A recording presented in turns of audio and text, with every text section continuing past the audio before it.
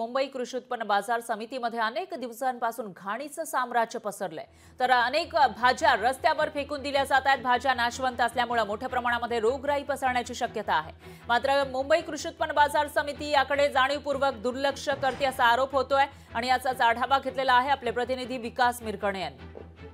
मुंबई कृषी उत्पन्न बाजार समितीच्या आवारामध्ये जर आपण बघितलं सगळं घाणीचं साम्राज्य मोठ्या प्रमाणात दिसून येतं। एकीकडे पावसाळा सध्या सुरू असल्यामुळे वेगवेगळ्या प्रकारचे आजार होऊ शकतात। मात्र मुंबई कृषी उत्पन्न बाजार समितीमध्ये जर बघितलं तर संपूर्ण जे नाशवंत भाज्या ज्या आहेत त्या व्यापाऱ्यांनी फेकून दिलेल्या दिसून येत आहे। त्यामुळे या सगळ्या भाज्या फेकल्यामुळे संपूर्ण वास जो आहे मुंबई कृषी उत्पन्न बाजार समितीमध्ये येताना दिसून येत आहे।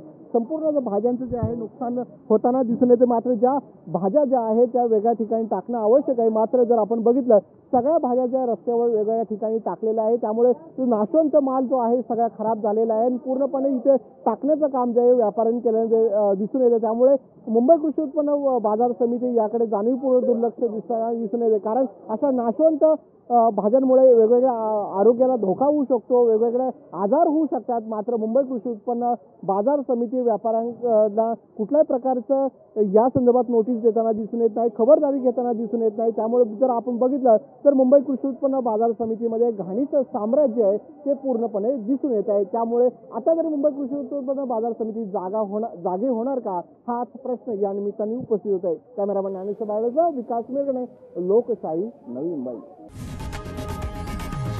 लोकशाही मराठी ऐका, पहा, जागरूक रहा।